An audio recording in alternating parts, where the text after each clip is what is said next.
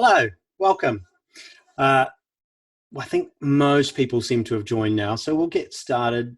This is the third in a series of webinars that I've been doing with my friends at Megatracks on creative radio imaging.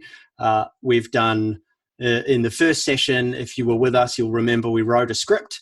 In the second session, we edited everything up, which was probably a little bit unexciting, but just to kind of lay out the session and get everything sketched, ready to go. And in this session, we are going to look at processing, plugins, and all sorts of fun nerdery stuff. If you don't know who I am, my name is Chris Nicol. Just a little bit about me if you've not come across me before. I have just shy of 20 years experience in radio imaging. This is something I've loved since I discovered it. I'm originally from New Zealand, where I started my career at some stations there. Kind of worked across many formats, but mostly concentrating on CHR and rock imaging. After about 6 or 7 years of working there, I came to the UK for my sort of OE, we would call it in New Zealand, like overseas experience, where you go traveling and do fun stuff. I was going to work in a pub and do something different, and somehow found myself running the production team for Capital FM in London here. And I haven't left London, but I did leave Capital. I was there for 6 years. Really enjoyed that. Helped launch the network, Capital FM Network, across the country. Also helped to launch a rebranding of Capital Extra. After that, I looked for some new challenges and spent some time with Imager and WIZZFX, both companies who do excellent work, I'm sure you're familiar with, before leaving to do my own thing, which is WIZZFX. And I've partnered with Megatracks to sort of bring that to the world, so to speak. Yeah, that's been this year so far, and long may that continue. So very quickly before we go any further, chat is open. I will have breaks for questions. If you have questions, type them in there. And when we get to that break, I'll try to address them. So feel free to type them as we go. I can't promise I'll see all of them if there are lots, but I'll do my best. But without further ado, let's get straight into it. So this is the session. This is what we're going to be doing today. Oops. There we go. So we've got that initial sketch, if you remember it from last week, fortnight ago, last session. We're going to pull the entire project to life now with sound design, the sound effects, and processing and mix decisions, and get this thing to sort of start to take shape. Some things that we're going to really be trying to concentrate on today: processing the VO, adding creative treatments to enhance interest. Some tools are great, but you don't want to use them all the time. It can be good to mix them up, or they're better for certain situations over others. So hopefully I can share some interesting tips with that. What are some creative tricks to music transitions that we might be able to employ? I already know that the style of this piece that we're creating probably doesn't need anything particularly tricky, but even so, there'll be some neat little things we can do. And then just, overall, just balancing and tweaking and getting everything ready. Obviously, what we're going to see is how I like to work. Everyone has a different way of working. So I'm not saying do it my way. I'm just saying this is how I approach it. Maybe there are some, interesting things that you could take from these sessions to apply to your own work. That's kind of what I hope.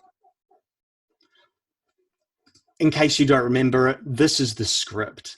I won't read through it too much, but effectively some song hooks kind of illustrating how crappy live music can be when everyone has to wear masks. And then the flippers will, instead of sending you concerts, we'll bring them to you and we'll play live music on air and you can win money.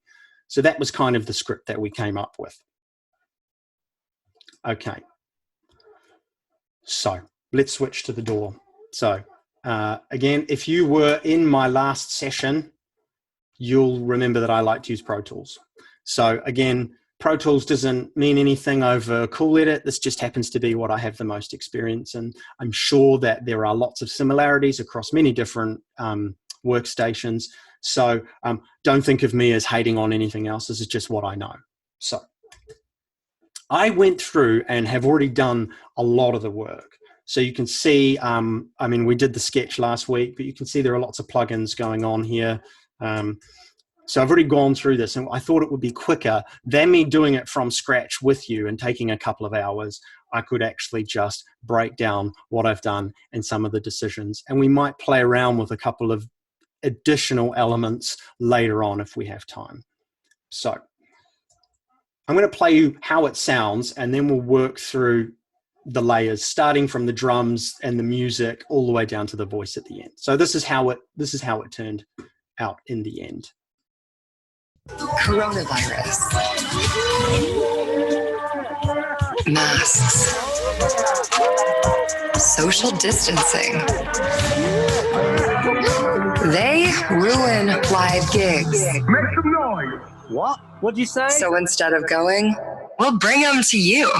The WIZZFX Virtual Fest. All Saturday, when you hear a live track, be caller 9 and you'll win $500 cash to help you through lockdown. Oh, when I win, I could buy so many more masks. Start Saturday morning at 6 on WIZZFX. This is the promo. It's kind of, I'm going to take the voices out and we'll look at, in fact, we'll expand all the tracks here, make them nice and big. Whoops. And we can work, we don't need the master for now. We can work on these things bit by bit. So I don't know if you'll remember, but the music bed that we ultimately picked in the end from WIZZFX Construct was this piece here called Liquid Laser Beams. And I grabbed just the drum stem from that and I cut the drums up again.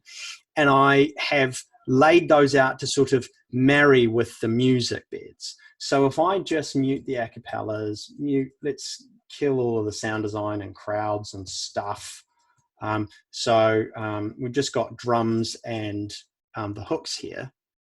So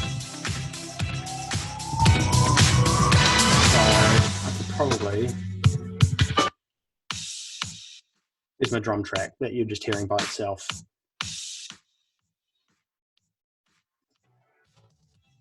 So firstly, a lot of processing, we'll run through that in a second. The idea of putting the drums here was really just to kind of try to tie the other music in the promo to the music bed that I've selected to use. So I'm really just trying to bring some, I guess I'm trying to balance everything out and make it more even. So all of this music comes from a different mixing engineer, different mastering engineer, varying levels of quality because we're working with some acapellas and instrumentals, which, as you know, sometimes are not studio quality. So by doing this, I'm just trying to tie it all together and give it a common sound. So just looking at the drums themselves, originally, if I mute all of this processing, originally, I'll leave the reverb on there, they just sound like this. You know, they're pretty full, right?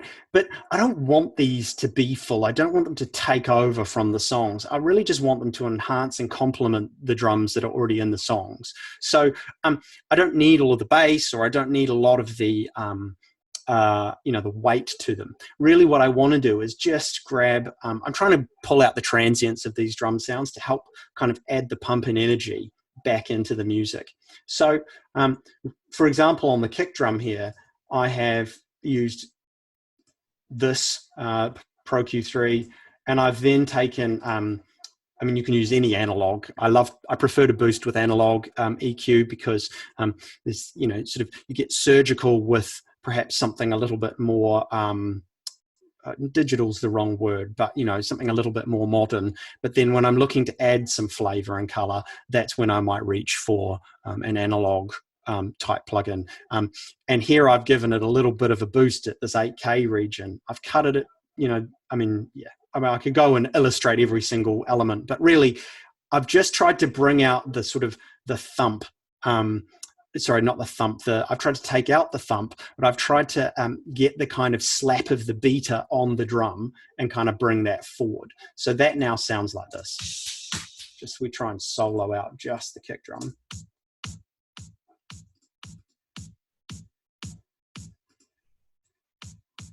So yes, it's thinner, but it's got a little bit more punch to it in that upper sort of 800 hertz range. Similarly with the snare drum here, I have added some processing here. Whoops. You know, again, same kind of idea, cutting with something modern and boosting with something sort of a bit more old school. Here I've added weight at 200 hertz to really get the sound of the stick hitting the snare drum. With and without that, if we just solo the snare, here's without. It's quite slappy. But we're brought out, I mean, I'll agree that it feels a bit more kind of almost muffled or something, but we've got that sort of the thud of the stick hitting, and that's going to sit a little nicer in the mix. Right? Hi-hat here, really simple. I've just cut a crap ton out of it. So it's just that one plugin. Let me just get rid of these other ones. I've just cut a load out of it. You know, that simple. And then I just recorded some cymbals from crash cymbals off like a drum plugin. And again, I've just EQ'd a lot of that out just to give it, you know, just so that it's not too sizzly and too much. That's nice. You know, still feels like it's got some punch and weight to it. But now what I want to do, and you might have seen me talk about this in a couple of Instagram posts lately, I want to like pull all of my drum sounds together and kind of group them and make them feel a bit more cohesive than a bunch of edited samples. So I have gone a little bit mental here. So let me open everything up and walk through it. By the way, I haven't mentioned this is being recorded, so there will be a recording of this available, so you can nerd out and you know, don't need to worry about screenshots and things. Right, so sort of, I've lost my order here. What am I trying to do? Fine. I'll put that up over there. So this is just a drum bus for me. This is something I do fairly standard. I've used here something, there are all sorts of different plugins for this, but I've used this Choral 2. I love Choral 2. It's a great plugin by Acoustica. Great for mastering and stuff. But I've used this here and just basically said anything below 140 hertz, make it mono. So now it's just mono. Then I've looked to EQ it a little bit, haven't I? Yes, I have. Good. And I've used some dynamic EQ here. So you'll see that I'm just trying to keep those tops from taking over and getting too sizzly. So if we just try to play that, you can see it just sort of on, especially on the crashes and the cymbals, whoops, it just sort of pumping down and pulling that EQ down. The next thing I've done is I've reached for, and again, I've posted about this recently in my socials, I've reached for this Fairchild copy plugin or modeled plugin from Waves. I don't even know how to say Fairchild, I guess. And I'm using this really just to balance. So I'm not going too heavy. There's barely any gain reduction on it. This is just to balance things and smoothen them out so that I've got like a tamed drum loop, if you will. Oops, too many windows open. Might have to close a few. There we go. So especially on the snares, you can see it really picks it up. And these plugins are great because they're sort of called Verimoo compression. And it just, the higher the signal that you drive into it, the more warmth you get and the more color, and also the more compression. You see, it's really just an in and an out. There's no real like, how much compression do I want? It's going to just figure that out by way of how much signal I drive into it. So when the snare drums hit, there's more compression. When it's just the kick drum and stuff, it's not quite so much. Okay. Let's see that one more time. So not loads. Next thing I've done, and this is a trick I love to do, is I'm using the Studio Rack, which is free from Waves. If you have any Waves plugin, I think you get this, or Waves Gold or something. I think everyone has Waves Gold. And I've used a parallel split. And in this parallel split, I've got two plugins doing two things. So I've got my original signal here. If I play that. Nice. Then I've got this API, and I've got it set to slam mode. I'm just really beating the crap out of the drum loop. So decompressed or over-compressed. But notice I've mixed this in quite low, like at 13 dB. So it's part of the original, but it's just in the background, just adding, it's letting some of the transients through, but it's really just adding weight to it.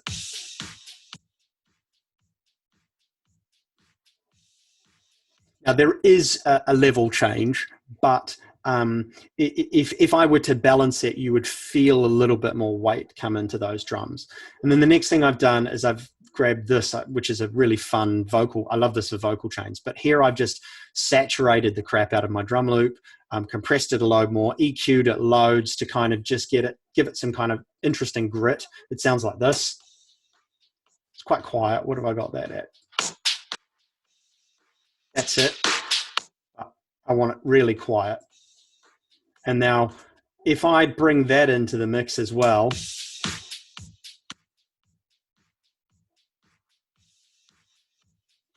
so very subtle, but if I turn this plugin on and off, you'll hear how much bigger the drums feel, how much more full they feel. So this is without.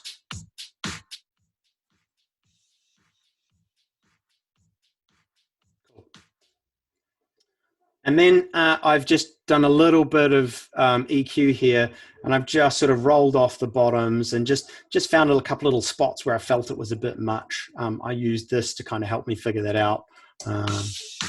Just looking at it, where did I want the sounds to pop through?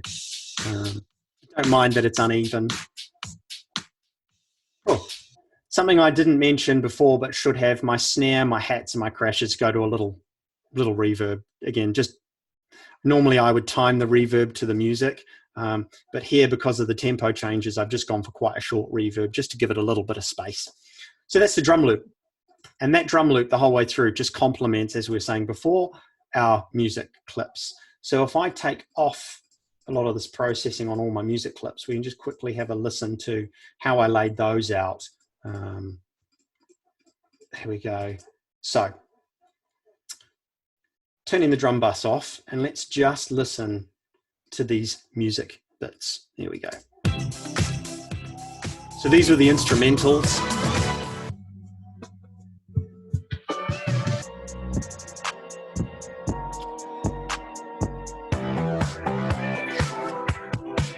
So there are varying qualities. I mean, the cleanest one seems to be Dua Lipa, and everything else feels a little bit less bright. But really, from the script, if you recall, we want these to sound live because we want the singers to sound muffled, like they're singing through their masks on stage. So with that in mind, the first thing I want to kind of do is get the drums working with these and then sort of start to balance them. So I've got my drum bus, I'll turn that back on, and I've pulled the volume, I've pulled the volume down there on my drums, not too loud.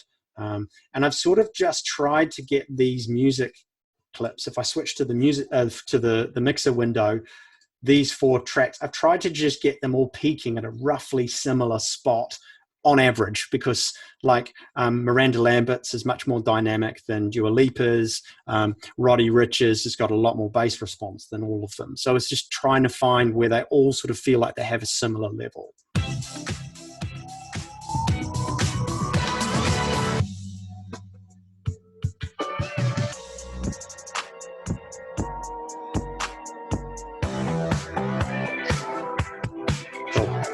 So they're roughly similar level there, and I've got the drums going, and that sounds nice. It kind of, the drums complement everything.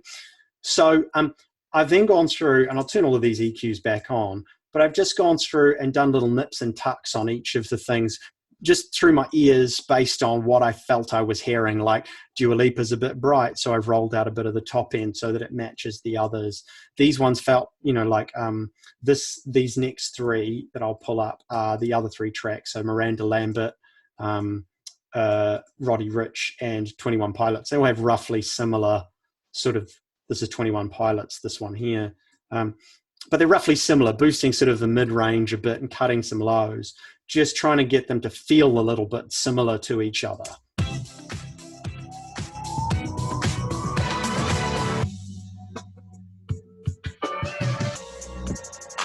I mean, it's not perfect, but they feel a little bit more similar. So that's cool. Before I go any further now, I guess what I'd like to do is just be nice to get the transitions between each of these tracks working. So what I've done is I have just gone for a simple reverb here. And at the end of each clip here, I've just raised the reverb up. So if I just mute this, and the drums will keep going, but you'll hear a little reverb tail. So, I mean, it's not super clever, but just a nice subtle little technique. I've done that on all three of these tracks. Then on the 21 Pilots track, I've done something a little bit different. So let me play it. I mean, it doesn't come in for a little bit longer. There's this long sort of quiet section. So I'm just going to play the last bar so you can hear it. But I'm using 3 plugins, and I'll show you how I created the effect. Oops, take it off mute. That would help. Now, you wouldn't have heard the panning. Very subtle effect because the panning is Zoom, sorry, only does mono. But basically what I've done here is I've got my little plate and I've automated the reverb to come up just like the other ones. Then I have got vintage filter, so any sort of filter plugin, even just a straight up EQ, but I just like this one. And I've automated 3 things on this. So actually, to show you all of the automation lanes is probably easier. There's my cutoff, resonance, and the fat filter, and then there's my panning. So let me just get back to volume. Cool. That's my little plate, and that's just creating a little bit of a reverb tail. Then what I've done is I've filtered it out, so the cutoff is coming down. I'm raising the resonance to create sort of that sharp effect as it goes, as the cutoff goes down. It's creating more of a sort of spike in the cutoff EQ, I suppose. And then I'm also boosting the fat knob here, and the fat knob in this particular filter is like adding dirt and grit and compression. It's just making it louder and distorting it a little bit, so it just gets a bit louder. And then I'm automating panning, which I know you can't hear, but it just sort of creates movement around the speakers. So one more time so you can hear that. Very subtle, but later on I complement that with a vocal, the similar effect on some vocals, and it sort of stands out a little more. So, excuse me, there's my kind of music working, right?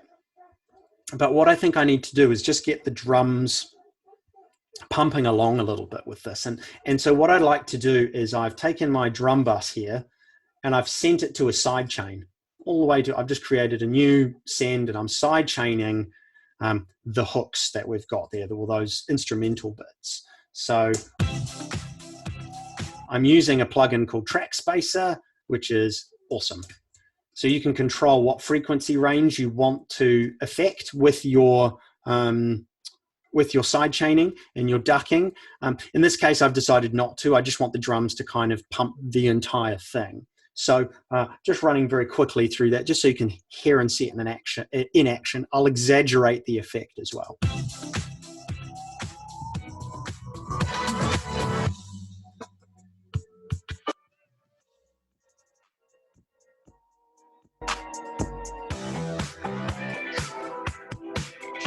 So it's just got the drums bouncing along with the music a bit more. We're getting a little bit of that, we've created this lovely sort of punchy full drum sound that just kind of sits underneath everything and kind of helps to begin to give it all a similar sound and feel.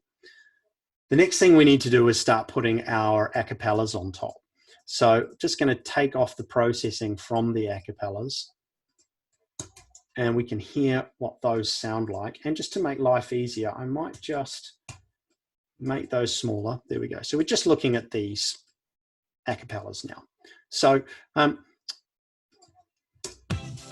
oops, again, varying quality.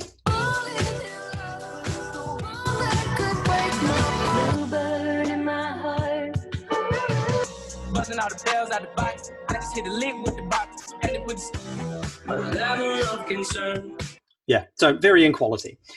So similar kind of problem here, where I want to kind of make these sound similar, but also they need to feel muffled. So, like they're singing from behind a mask. And weirdly, I recorded myself behind a mask to kind of hear what that sounded like. And it isn't super muffled. It's not great, but it's not super muffled. So we sort of have to exaggerate the effect here.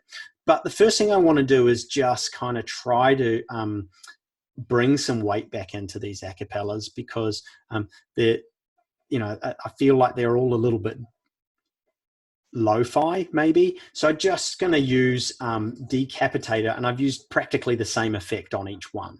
I've gone for Modern Drive, which is here under vocals, and then I've tweaked it a little bit on each one or not. So in this case, I haven't. I've just given it, just used the wet dry here a little bit. And as I say, each of them look to be the same. Yeah, that's the same. That's the same. This one I think is a little different. Oh no, all the same. So literally just put that on each of them, just gives it a little bit of drive, and just to try and make them feel a little less DIY. Then the next thing I did was experiment with different EQs to create the muffled sound. So I ended up using this, which I hardly ever use, this Air Kill EQ from, which comes with Pro Tools. Again, you could use any EQ, but this is just the one that I happen to use. And it's going to create that muffled sound. I've used, again, by the looks of these, they all got the same, exactly the same setting. So I'm basically killing the highs at around 1.32K. So with that in mind, I've turned those all on, and let me just mute everything so you can just hear the acapellas now muffled.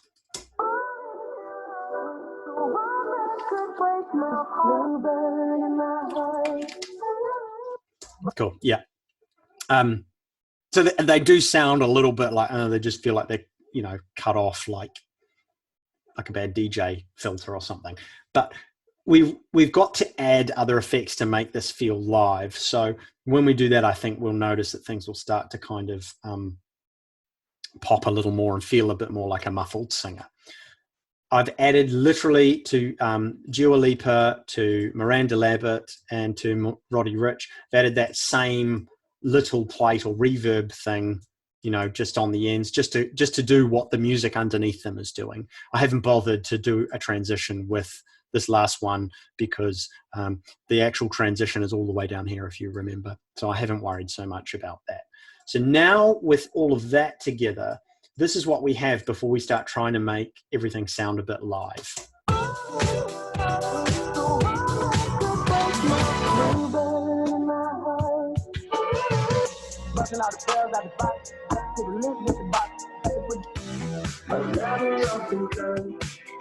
Right, so it sounds all weird, right? So now what we need to do is get the stuff sounding live. So all of this music, not the drums, but all of the music and the acapellas is going to something I've called hooks bus. And I've just added like a wide slapback delay using this plugin. I've just grabbed whatever their preset is. There we go. I love this delay. I use it all the time, as you'll see. I've tweaked it a little bit, and then I've added a really tight reverb after it too, just to soften the delay tails and, kind of try to emulate as best I can what it might sound like on a big speaker system. But, you kind of need to ham it up a little bit because it's radio. So now we have a kind of live effect.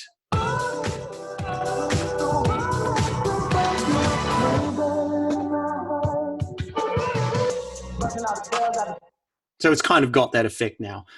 On balance, maybe the acapellas are a little too muffled, and that might be something I could address. But for now, we'll move on. I'm just conscious of time.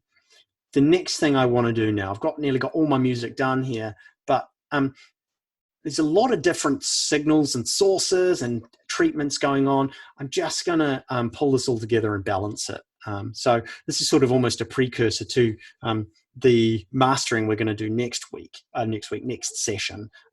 But I've run everything that we've gone through so far. So my drum bus has all my drums on it. My hooks bus has all the music and acapellas on it.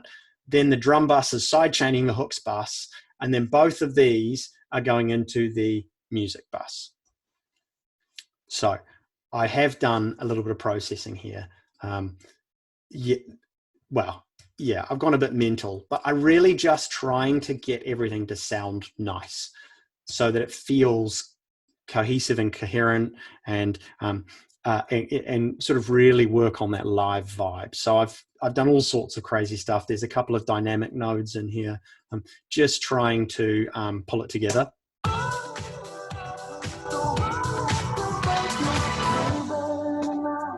So yeah, you can see it's sort of just taming some low end and a little bit of the tops and a lot of this lower mid range. Then I've run through a multiband, and I've used this to try and, again, keep taming that mid range. And the top end, I've tried to actually expand it a little bit just to make it a little brighter. I don't want it to be too dark. Some of the source material is a little muffled because it's not a high quality studio acapella or instrumental. So just trying to add some brightness back in. And then after that, I've gone through, I've had this for years and hardly ever used it, and decided to try it. I mean, it seemed to do the trick here, this vintage oral exciter. And I've just added that to add some real extra sparkle and brightness. And then finally a limiter here. This is, I'm not smashing it. This is literally just bringing the level up. Maybe a couple of times it might peak a little bit here and there, but I'm not using it to really smash it. I'm just trying to get the level up. So.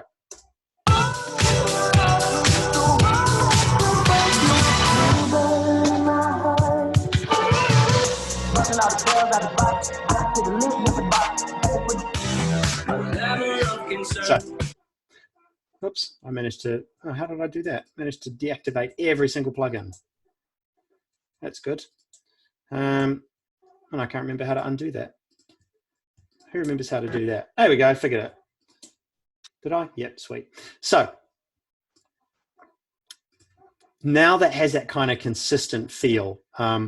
What I want to do now is, we sketched out the sound design. So I'll quickly run through that now. The first thing I did was get some crowds. Now, you know, again, keeping with the muffled vibe, I kind of toyed around with muffling the crowd, but I felt like it didn't add the right sort of feel and energy. So I haven't worried so much about that. But I have EQ'd the crowds quite significantly, pulling out a load of stuff I don't need, just to keep them a little bit more sizzly and on top of the music, rather than fighting the level of the music with some sort of rumble that might be in the recording. What I've done, I've created two crowds and I've laid them over here. So they sound like this. So one is clapping and one is just screaming.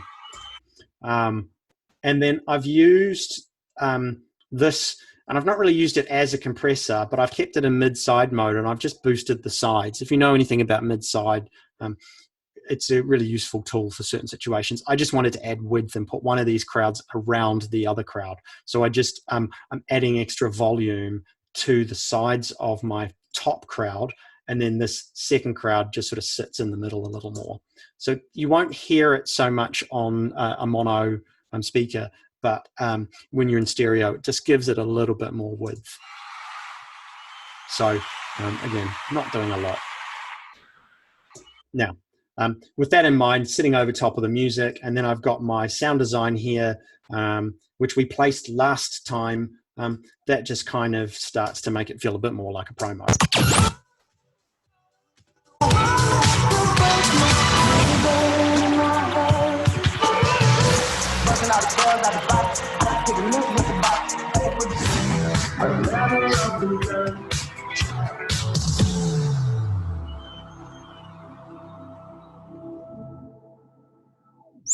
Right, so now the back half of the promo is the music bed, some more sound design and stuff. Again, we sketched this out last week. I've got another crowd effect here that I've added. This is literally the same as this top crowd. I've just made it louder, and I couldn't be bothered to automate the volume because I'm lazy.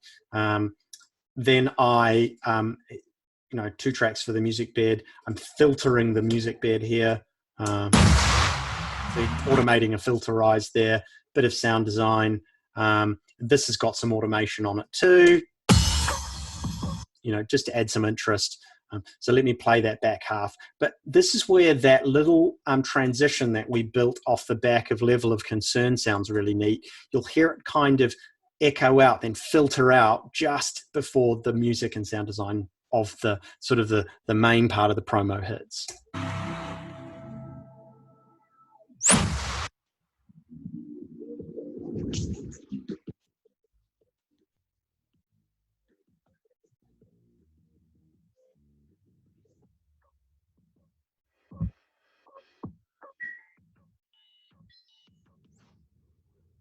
Cool.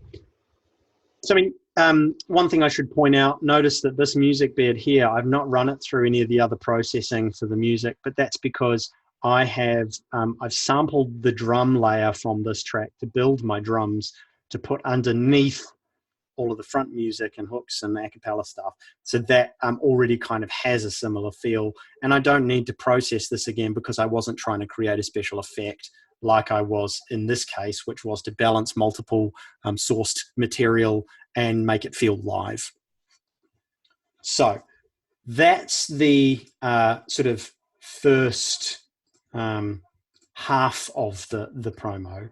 The next thing we're going to look at are, you know, all the vocal processing and vocals and stuff. What I want to do is just really quickly stop now and offer up an opportunity for anyone to ask any questions. If you could type them in the chat, that would be great. I'd be happy to answer anything. Anything at all based on what we've seen so far.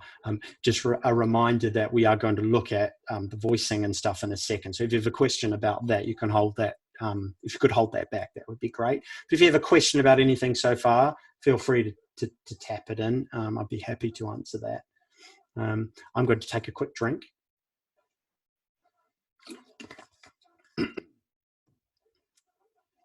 Tell you what, I'm going to move on. If a question pops in, I'll address it straight away.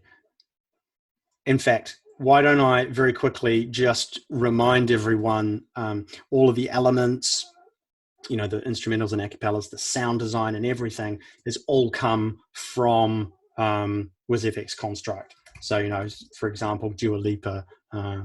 If you were on the last webinar when the acapella and the instrumental weren't working, they're now fixed and they're in here.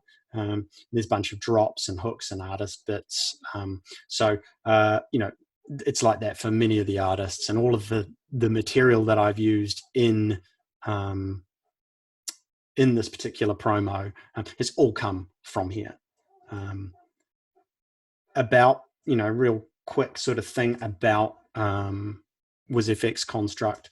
You know, the whole idea of it is, you know, there are lots of great production services and they do an amazing job, but the idea behind WIZZFX Construct was for people who don't need to have or don't want to have like the cut and paste shells. They actually want to have stuff made uniquely for their station. So the idea is that not only do you get custom production made, you'd also get access to the WIZZFX Construct database.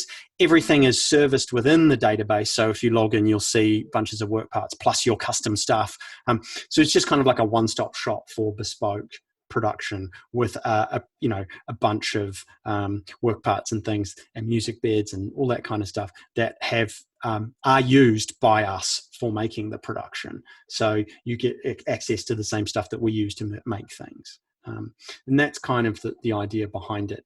If you are interested in seeing more of that and having a trial, you can contact Ileana or Deborah. That's the phone number there. They're also on this, both on this Zoom call, so you could message them privately if you want to. They'll be happy to assist you. So I see no questions. We'll get back into the door. Oh, and sorry, yeah, I should mention, you would have noticed on there lots of different formats, but not necessarily limited to those formats. So whatever your format, let us know. Now, let's look at the voicing. And this is where things get a little bit mental. I've got a lot of tracks here. I'm just going to kill all of the samples and random little character bits for a minute. We'll come back to those. I really want to concentrate on Lisa. So one of the things that I notice about Lisa Keach, she's a great voiceover. I love using her. You'll hear her on all of the stuff that I do when I'm posting things to Instagram and Facebook and stuff. I love her voice. I often struggle with the sibilance. So one of the first things I like to do is actually go in and find the S's and actually manually edit them down a little bit, just to make sure that they're not too sharp. I mean, you can't fix every single one, but just like to kind of balance it up a little bit. And then in this case, I've reached for the Sibilance plugin from Waves just as an additional little helper, I suppose, to kind of tame some of that that S-ing and some of those what's the word I'm looking for? Sizzly moments that I don't want. The next thing I've done, and I've posted about this on my Instagram, but I did it in a different order this time. Normally I would look at using some sort of saturation before I compress. But in this case, looking at some of these recordings, if I just boost the waveform display, excuse me, it's quite dynamic. She's given me quite a dynamic read. So I've decided that I want to even out the signal with some compression before I do my saturation. So I've used the LA2A here, and I've used an 1176. So these are UAD plugins, but I've also been known to use other options. For instance, you might use, if I just type 2A, but there's this one here from Native Instruments. T-Rex do them. There are loads of different versions of them. I just happen to have used this one in this case. And then I'm rolling into this 1176 plugin. Again, it's a UAD one, but there are lots of different versions. I have so many of them. There's all of these ones from UAD. There's the CLA 76, which I do quite like. Whoops. There's the if I just type 76, is that free one you get with Pro Tools, the BF 76, which is a little bit interesting to work with, but it is possible to use. I have used that in the past. Just a quick note on that particular, this particular compressor, the attack and the release work back to front. So the lower numbers are slower attacks, and the higher numbers are slower, and the higher numbers are faster. So I've got a fast release and a slow attack on this.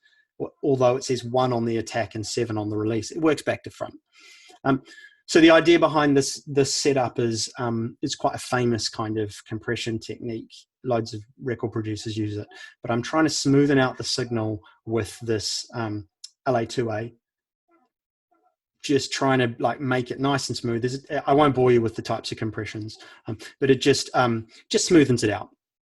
And then I'm using the 1176 to kind of enhance and bring some weight back into her performance without getting too dynamic. After that, then I've gone for my saturator, and I've used the decapitator in this instance. Really light. I'm giving it a little bit of brightness, a little bit of drive, not a lot going on, but it just adds a little bit of weight and a little bit of energy and bite. That's the word I'm looking for, bite. After the decapitator, sorry, I'll keep that up on screen so you can see it. I've then gone for an EQ. And I mean, I'm blasting a load of stuff out, really trying to tame the S's. But now I've got a really full round signal. I really want to pull everything out and get it sounding the way I want it to sound. And then I'm following that up. In this case, I want this particular, and each of these voices has a slightly different sort of post EQ. I give it a different delay or treatment of some description. In this case, I'm giving it that wide slap back effect because I want her to feel a little bit live too. And then I've followed that up with, let's keep that on screen for you. I followed that up with another compressor. And this one isn't working too hard. This is just kind of smoothing it out, making sure there are no wild peaks and just preparing it for, my vocal bus compression later on. And I've kind of I'll use this makeup gain here on them. And some of them will be different. For instance, I've just pulled up another channel, this plugin, and I've boosted a little bit here. But what I'm doing is just trying to get the vocals all to sit about the same level when they come out. So when they hit the vocal bus that I've set up, they're all hitting it at a roughly even level. This particular this Klanghelm plugin is free, by the way, well worth it. I use it all the time. I mean, I'll use it on drums as well sometimes. So in action, what does that sound like before and after? So let me solo that. It is going through a stupid vocal chain. So let me just, there we go, play some of this back. Coronavirus. So this is with. Masks. Social distancing. And now without. Coronavirus. Masks. So you can really hear how much we've done to it and bringing up the level, adding a bit of energy and just smoothing it out. I have sent it to a channel I've called Flange. Hardly ever use Flange, but recently a friend of mine sort of reminded me of a cool sort of parallel processing technique. So actually all of the voices I'm sending, nearly every single track that's Lisa is being sent to a Flange here.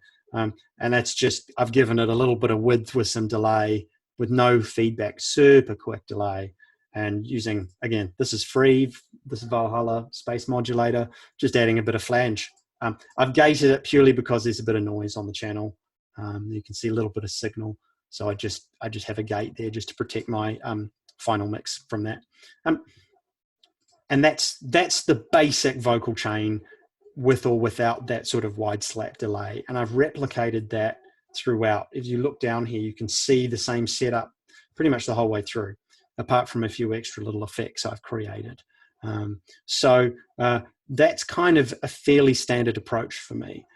You could, you can approach things in lots of different ways. Another way that you might like to approach, if I just add a blank track, grab any old random voice part here and solo that out. All Saturday when you hear a live track. So you could approach this in lots of different ways. You don't have to DS first if you don't want to. Another fun way might be to use something like the Shep's Omni channel. And then you might just decide to start with a pre. So we might just... All Saturday when you hear a live track. Cool, I quite like that. We might then compress it. I'm going to use FET compression. Definitely read up on what VCA, FET, and optical compression is. It will help you kind of pick better compression options for your voices. I like FET because I feel like it adds a bit of energy. All Saturday when you hear a live track. Cool. All Saturday. It's doing something. I might even be able to roll the low end out here on the pre. All Saturday when you hear a live track. Maybe a bit much. All Saturday when you... And then, I can look at EQing it a bit here. All Saturday when you hear a live track. All Saturday when you hear a live track. All Saturday when you hear a live track. Cool. So, I would spend much more time than I am right now doing this. And then you might go, okay, there's some sibilance in that. Let's just get up some sort of frequency analyzer. And I'm going to just figure out where the... All Saturday. There we go. Look, there's these two little spikes here. So now I know that in this sort of 9, what is that? 9, 1, and 11 probably. So I could create, there's a dual de-esser, I could just, do something about that. Let's just call it that. And then I can pull both of those down. All Saturday when you hear a live track. Cool. Then you could use a delay or something here and just add some width. I don't know. This is pretty much just how I approach it. This is just in a single plugin. So you don't have to necessarily do it the way I've done it. You could use any old sort of plugin, but basically I'm just trying to create something interesting. All Saturday? A bit much. All Saturday when you hear a live track. And so on and so forth. So I would just go through that process to create, the sound that I'm after. In this case, I didn't use this plugin, but I could. So from there, it's about, once you've kind of got the basic chain, it's about the effects and how it fits together with the music. And I don't know if you remember before, we created this kind of cool effect in the music where, just checking, I've not got anything soloed. No, I'll mute the voices real quick. Remember that kind of effect off the back of Level of Concern? That kind of filtered effect. I've actually recreated that with Lisa's voice. So here is that now as well. So instead of going, well, oops, I'll mute that. So instead of going. So it just adds extra, it's literally doing exactly the same thing I copied the plugins on. So it's the same little plate, it's the same filter, it's the same panning, all exactly the same automation. And then it just creates and enhances the effect. It's happening in two places. A different vocal chain that I've created here that you might like to do, again, using the initial same strategy where I have smoothened it out, added some punch to it, and then added some bite to it. I've then distorted it using, I love FabFilter Satin 2 is wicked. So I've just used this to create a kind of distorted effect. We'll bring them to you. So it's kind of got a grungy feel. We'll bring them to you. There we go, just needed a little tweak. And then I haven't done anything other than add a sort of different type of slap to that. And then again, just rounding it out. So it just gives it a slightly different feel.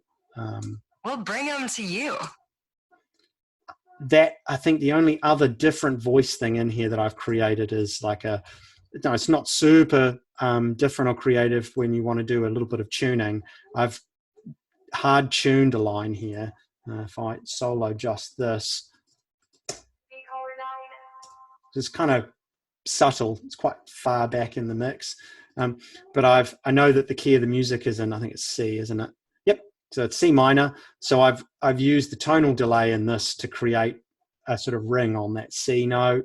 I've tuned that to C. I've then distorted it. I've actually used an antique public address preset. Then I've EQ'd it a bit. And then I've added some plate delay. And then here I've used a different compressor just to kind of, again, because it's sort of an oldie worldy sound that I've created. And that just kind of balances it and adds to that character. Because this is kind of from the 50s and 60s, this compressor.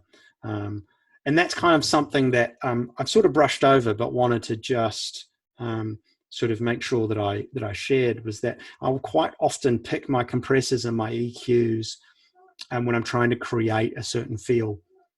So if I'm working on rock VOs, I might try to use SSL modeled stuff, because SSL consoles are massive in rock music. Not always, but it might be something I'd like to do. Even something as simple as just adding in, after my final compressor, just going and sticking an SSL EQ in it and just giving it a little boost somewhere in the signal, just to give it a little bit of flavor, maybe turning the analog on, just making little decisions. It feels like, I know that sometimes you might be like, well, what, is it really doing anything? But it's the stacking of all of those subtle little choices, picking certain compressors, picking certain EQs, making certain judgment calls on why to use them and how to use them, that can really sort of level the work up and make it feel more authentic. So that would be something. Definitely read up about the different compressor types, and add to your arsenal. If you can add some different EQs and compressors that are analog modeled, you can really start to use that to enhance your work. So that's creating that little tuned effect, and I've just mixed that underneath the clean. Be caller 9 and you'll win. And then a last little trick that I've done here, I've got 2 tracks. They're panned hard left and hard right, shelved at, well, there you go, 800 hertz, added a really light tape echo to them, and I've nudged them slightly backwards and forwards in time to almost create a chorus effect. And then you kind of get this nice sort of extra sort of enhancement in width. $500 cash. And then it just adds to the interest. I've done it again here at the end On WIZZFX. So it just adds a little bit extra power and that, without being too obvious, I suppose. And actually, one other effect I haven't talked about, I've added a delay in here, and that's just a different delay preset here that I've used that I like. You can hear it there. And I've used, again, I love this effect. If you have this plugin, it's really cool, this filter preset. And then I've just sort of tweaked it a bit to fit in, and it just creates this lovely kind of movement and width. Again, in mono, you won't necessarily hear it, but The WIZZFX Virtual Fast. almost like a phasing and panning effect all at once. And then you'll notice I've sent this here to another parallel processing thing. And this is like a cool sort of distortion layer. The WIZZFX Virtual Fast. And it's just my favorite guitar preset, guitar amp preset, a little bit of width with an echo buoy here, and then it's just panning, and it's set to follow the tempo, and it just pans around a bit. Again, you won't hear that in mono, but just really lightly mixed in at the background, just creates a little bit of texture and adds some weight. The WIZZFX Virtual Fest. So that's kind of now, that's a real super quick breakdown of all of the voiceover parts. I really think it's important to pick your plugins based on the type of voice you're using. So, you know, Lisa is dynamic. So that's why I've reached for the certain chain that I've reached for. If I receive a voice that isn't so dynamic, I may even just skip compressing right out the gate. Or I might use just one or another of a compressor just to, you know, I might just use the 1176 style compressor or CLA 76 or something, just to give it a little bit of punch. I might need to do any saturation or anything. It really depends on the voice. So I'll always treat each voice differently. And that's kind of obvious here because I've recorded some really stupid parts with myself. I wanted to have someone cheering along muffled with the crowd. So I recorded myself, and I actually recorded myself through some plugins. So it's fairly even looking signal. So I haven't bothered with anything. I've just gone straight to EQing it. So this is me being an idiot. Oops, let me mute the music. And I've panned myself a little bit here. I've made myself a bit muffled like the music, a little bit of compression. Again, just balancing it out. And it's sort of sat back in the mix. It's not meant to be forward, it's just a texture. And I've used that apart from sort of, I've just seen a question, Ricky, and I'll get to that in a minute. That's a good shout. I've sort of taken this same thing without the air kill EQ, and I've just replicated it. So it's just my voice again with the same sort of basic EQ and basic compressor, but it didn't need a lot else. What? What'd you say? And I actually recorded myself with a mask on to help kind of aid the muffled sound.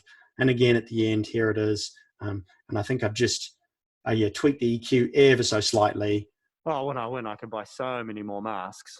You know, so it's just kind of those and this sort of answers your question, I suppose, Ricky.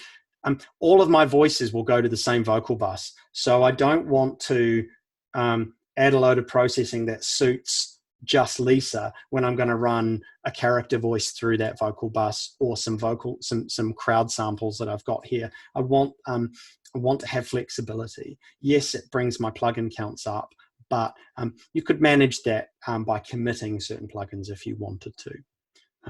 You know, and with that in mind, here are some crowd samples that I've used.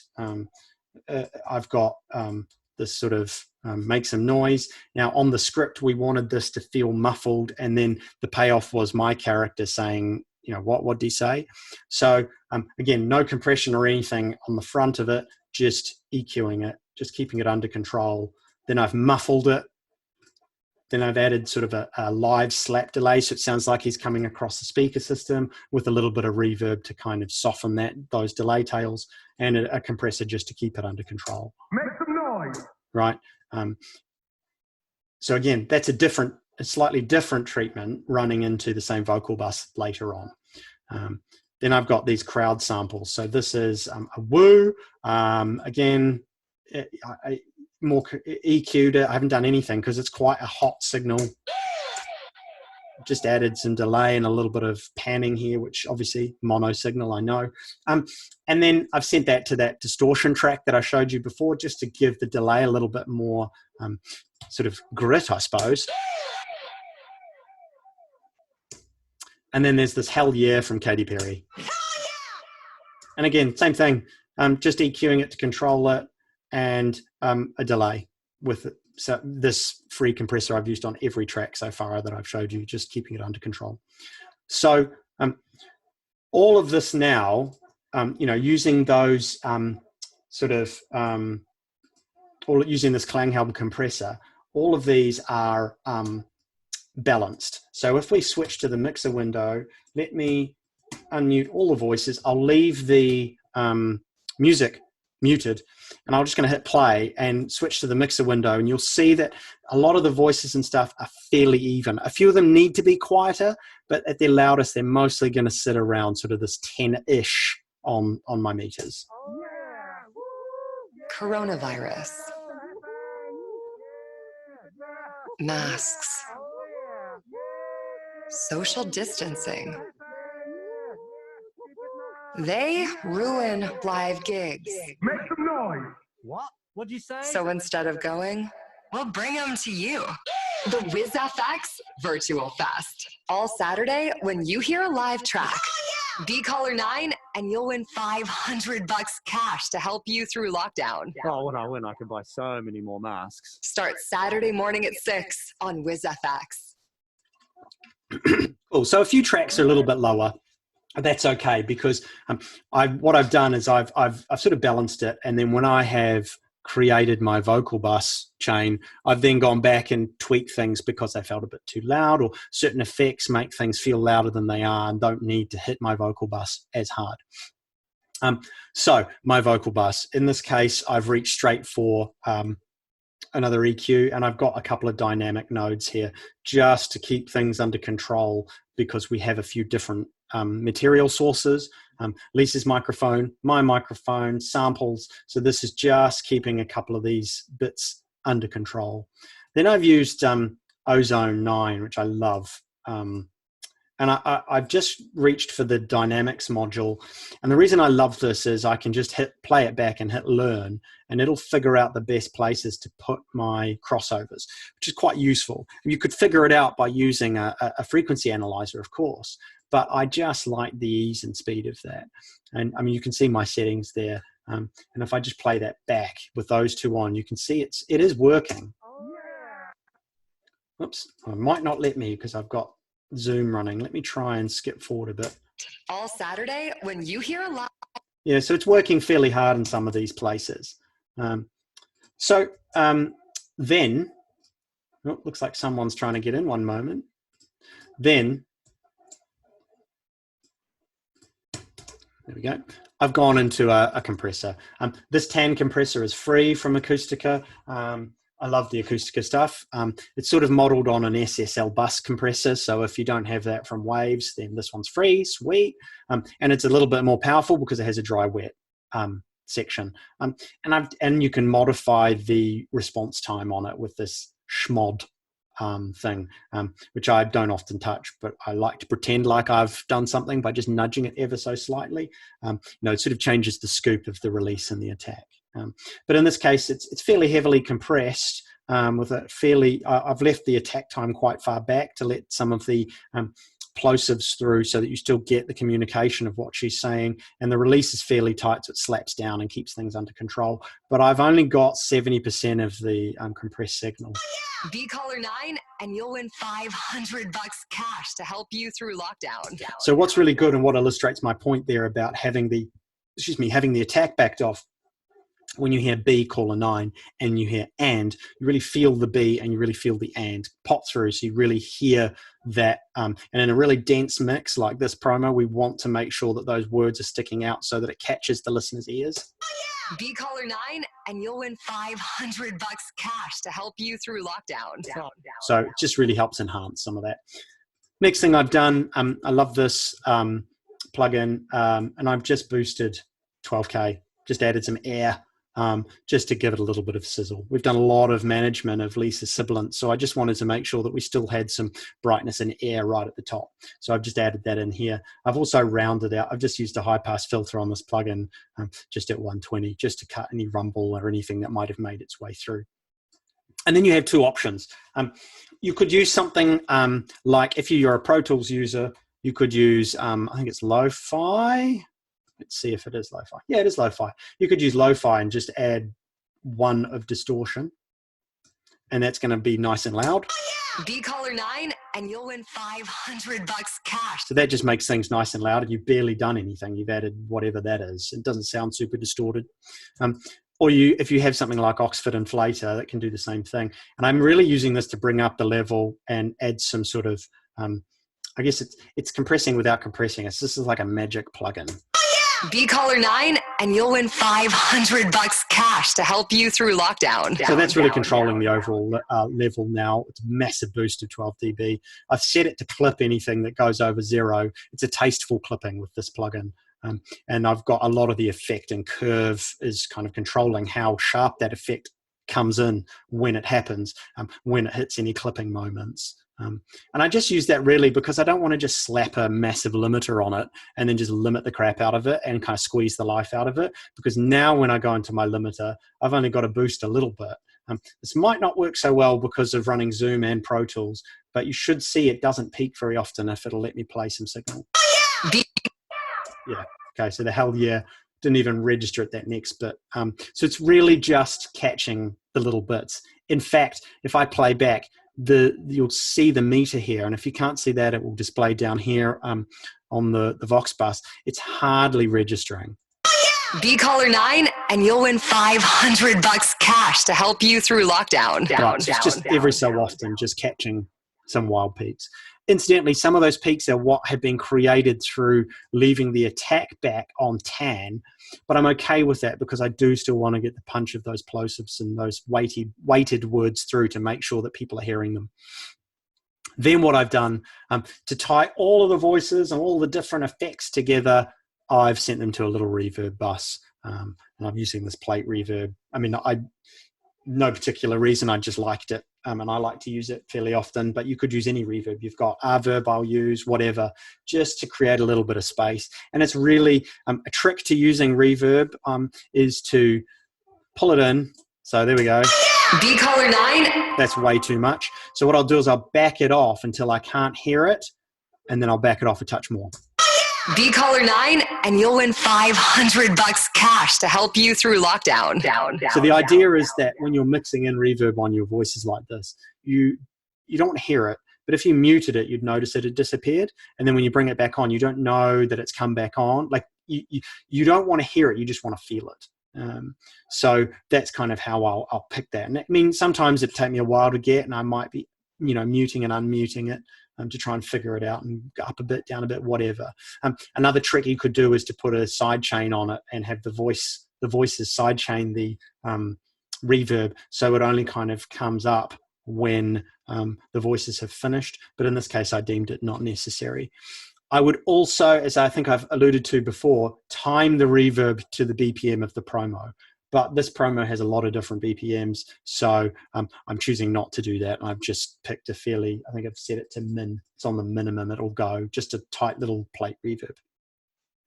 And so now I have my voices all processed up.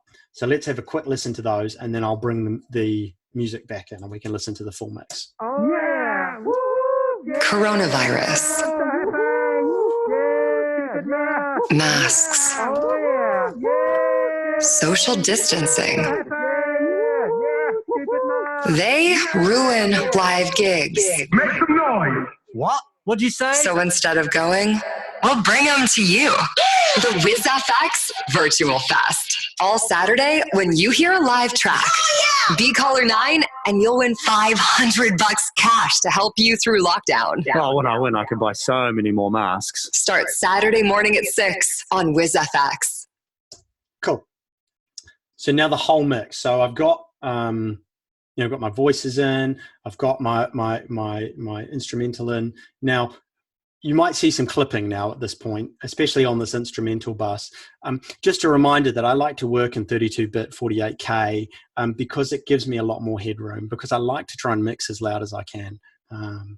And so just having that headroom allows me a little bit more flexibility. And then what I do is I just have my master set at -10, because when I do the mastering, which we'll go through in a couple of weeks in the next session, at that point, that's when I'm really going to bring the level up and make it big and loud and proud. So here is the unmastered but final mix. Coronavirus. Masks. Social distancing. They ruin live gigs. Make some noise. What? What'd you say? So instead of going, we'll bring them to you. The WIZZFX Virtual Fest. All Saturday when you hear a live track. Be caller 9 and you'll win $500 cash to help you through lockdown. Oh, when I win, I could buy so many more masks. Start Saturday morning at 6 on WIZZFX. So it's looping around. So that's kind of the final mix. You know, we've got everything kind of there. I feel like it's clear. If I'm honest, I could probably push the music a bit more, but I think I'll address that when I get to the mastering stage.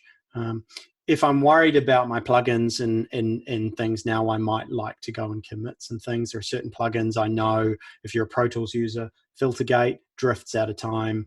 I noticed that the one knob pumper, if you use that, drifts out of time, or can sometimes just be out of time the whole way through. So it can be good to commit those things and shift them so they're really tight. I haven't used those plugins in this session, but you know, I might look at doing some of that stuff. I will most likely commit or freeze most of these tracks when we're ready for the master, because there's a lot going on here, as you can see, and I'd like to just not have lots of crashes when we're trying to master it together. And that's kind of it. That's kind of the mix. Does anyone have, I'll pause here for any questions before we wrap up. So there's a question here. If you're not following, I'll read them out if you're not following the chat window. What are a couple ways to create sheen or add high end to a deep male voice? Without hearing the voice, it's hard to say. What you might want to do is look at your frequency analyzer and see if the voice even has frequencies in the area that you want to boost. So just to illustrate that point, if I just find one of these acapellas, which one isn't that great? Oops, I've got a group. Let me ungroup. So if we look at this Miranda Lambert one and just take off the thing, get up an analyzer, there should be a fairly steep drop off here. Okay, so there's quite a steep drop off here. If I pull up, maybe it'll display better in something like this. Yeah. So you see here, it's just that flat line. That's because it's come from an MP3 source, so it's not going to have a lot of top end sheen. That's what's that at? That's at 20K. Now, funnily enough, you could, if he's sending you a WAV file, it is probably going to be there, and then you could look at using something to add some sheen. Sheen could be anything. It's different in different to different people. But when I think of sheen, I think of anything 20K plus or 12K plus actually. So then that's when you might want to use any EQ, preferably something like this one, and boost that 12K. Or you might like another fun EQ for adding that sort of high end is the mag audio with air gain at 40 kilohertz, which you can't hear, but man, it really gives some sheen and sizzle. Or you could try something like from Waves that I used here, this Aphex vintage oral exciter, and you could look at dialing some of that in, and it might add some sheen. Another way, and actually the first thing I would probably do, to be honest with you, is if you've got a deep male voice, is it just too deep? Do you just need to remove the lows? And by removing the lows, does it therefore become brighter? So you could also try that. So that's another way that you could approach it. Feel free to hit me up on my email, which I'll share at the end. And you could send me the voice sample and I could take a look at it and try and give you some pointers. Does anyone else have any other questions? Anyone want to bag how I work? Tell me I work in a weird way.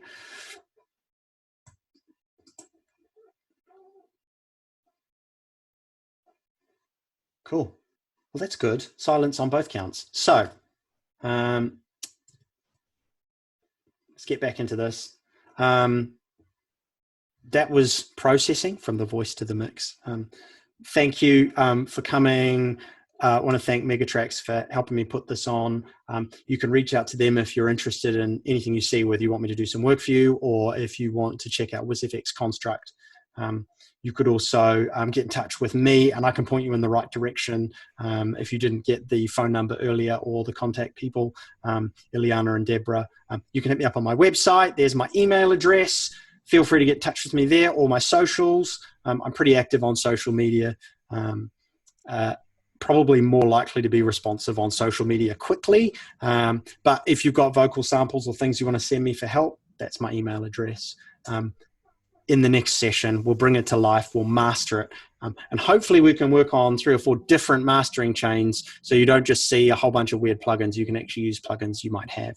So that's going to be on the 29th, 12 p.m. PST, 8 p.m. BST. Thank you very much for your time. I hope you learned something out of it. Feel free to get in touch or drop me any feedback on what you thought. Take care, and all the best.